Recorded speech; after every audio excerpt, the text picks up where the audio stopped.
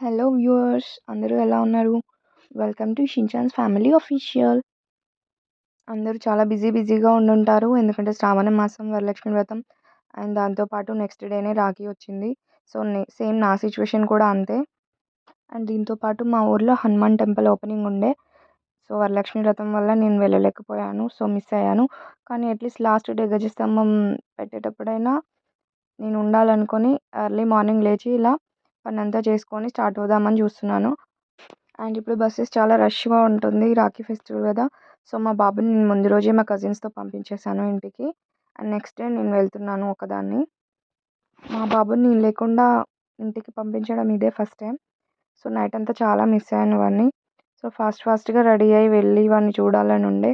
వాడసలు మంచిగా ఉంటాడో, ఏడుస్తాడో లేదో తెలీదు. ఇదే ఫస్ట్ టైం కదా!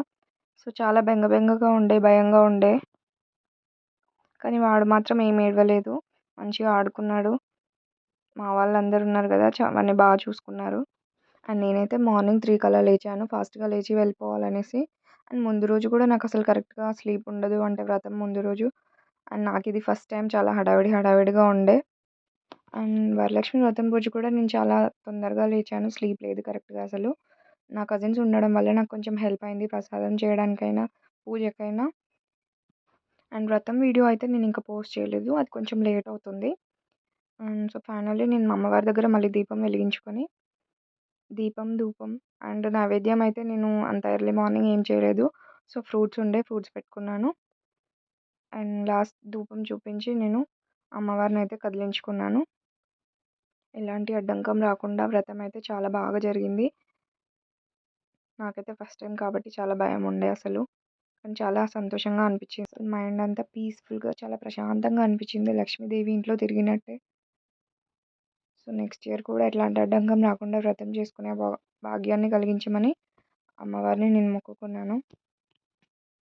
అండ్ ఫైనల్లీ నేనైతే స్టార్ట్ అయ్యాను. అండ్ నేను ఇంట్లో నుంచి వచ్చి బస్ ఎక్కేసరికి ఆల్మోస్ట్ మార్నింగ్ 6 అయింది. అండ్ బస్‌లో ఒక చిన్న బాబుని చూశాను. నాకైతే మా బాబే గుర్తొచ్చాడు. చాలా మిస్ అయ్యి ఉండేవాడిని. వాడు బస్‌లో అల్లరి చేస్తుంటే ఎప్పుడు బయట చూపించేదాన్ని. జస్ట్ వాడిని డైవర్ట్ చేయడానికి. అండ్ ఇట్లా ఆవులని వాటిని ఏదైనా బస్‌లో నుంచి చూస్తే వాడు చాలా ఎక్సైట్ అయ్యేది. అండ్ నేనైతే ఫైనల్లీ బస్ దిగేసాను. మా డ్యాడీ వచ్చాడు నన్ను రిసీవ్ చేసుకోవడానికి. అండ్ మా అత్తయ్య కూడా వస్తుండే భూపాలపల్లి నుంచి. సో, ఇద్దరం కలిసి వెళ్దామని అక్కడ వెయిట్ చేసాము. అండ్ పక్కనే నాగులమ్మ టెంపుల్ ఉండే. అక్కడ కూడా దర్శనం చేసుకొని అండ్ మా ఊరి టెంపుల్‌కైతే వెళ్ళాను. నేనెళ్ళేసరికి ధ్వజస్తంభం ఆల్రెడీ పెట్టేశారు. అండ్ నేను వెతుకుతున్నాను మా బాబు ఎక్కడున్నాడా అని. సో, ఫైనల్లీ వాళ్ళ మామ దగ్గరున్నాడు. వాడు జస్ట్ షాక్‌లో ఉండే.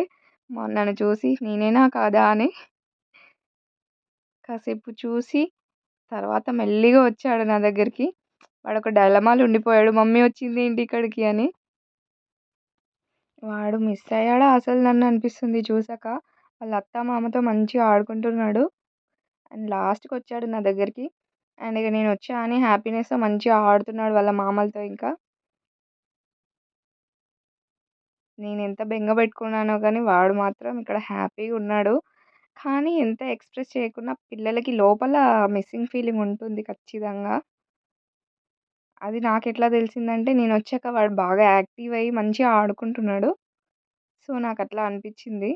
అండ్ నెక్స్ట్ దేవుడిని దర్శనం అయితే చేసుకున్నాము. అండ్ ఆఫ్టర్ దర్శనం మాకు అక్కడ భోజనాలు పెట్టారు. అండ్ మార్నింగ్ అసలు నేను ఏం తినకుండా బస్ ఎక్కాను. అట్‌లీస్ట్ వాటర్ కూడా తాగలేదు. సో, ఫుల్ ఆకలిగా ఉండే.